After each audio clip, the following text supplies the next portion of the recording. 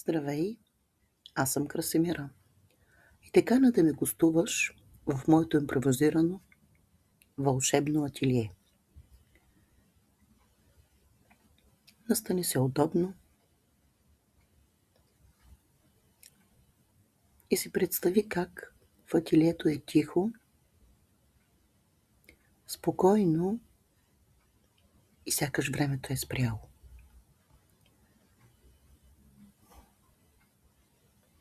Светлината се плъзга по масата, докосва листите,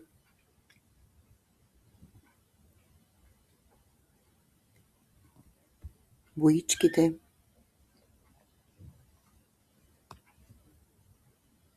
пастелите, бурканчето с вода и всичко е в очакване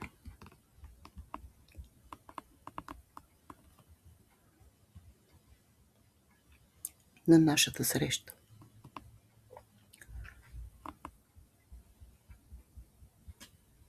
Момента, в който ние започнем да разговаряме и ми споделиш какви са твоите ценности, за какво мечтаеш, какво искаш да направиш, какво ти харесва да правиш и това, което ти желаеш да достигне до мен, за да мога да усетя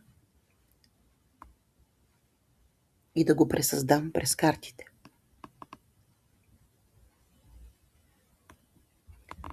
В тази среща емоциите, вълненията, енергията се подават ръка, за да мога след тази среща да се настроя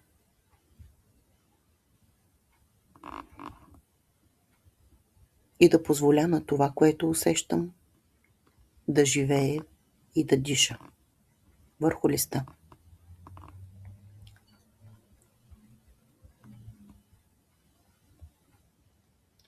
Преди моментът на нанасяне на първия щрих, първата линия, която оформя част от пейзаж, клетка за птици или каквато и да е друга форма, дори и причудлива, се случва вълшебството и е много важно да се вслушваме в него. Винаги ми е правило впечатление как четката, молива, боичката знаят къде да застанат, кога и по какъв начин да се представят. Уникалността на всяко нещо, което се прави, е вълшебна.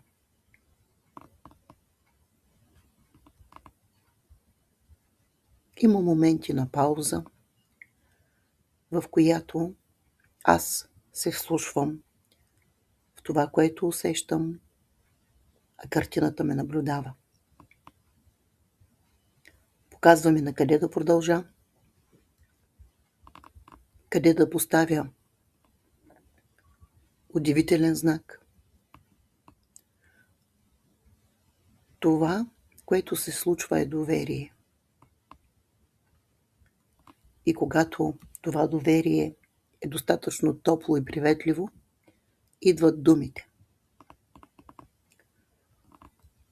И те са най-правилните, подходящи за това, което е изразено на картината. Любопитното е, че всяка дума и всеки израз подбира своето място много внимателно. В момента, дори да не мога да разбера това, което пиша, дали е на подходящото място, знам, че когато завърша и го погледна, то е там. И не просто е залепено, не просто е сложено или написано. Той е там със своята благословия към картината, към човека, към това, което се създава в този момент. И тогава всичко става едно. Цвят, форма, тишина, думи, свързани в живото вълшебство на живота. Ако усещаш, че това е за теб или за някого, когото обичаш, пиши ми. Ще си насрочим разговор, а после ще се създадем нещо истинско, което, повярвай ми, помага и в хубави, и в трудни моменти. Всяка една карта, с която съм имала среща при създаването, ми показва себе си по съвсем неочакван и различен начин. И много често казваме изречението в разговор, когато човек започне да тълкува това, което вижда на картата според своята интерпретация. Аз тук виждам това за първи път. Макар че аз съм ги рисувал и съм ги създавал.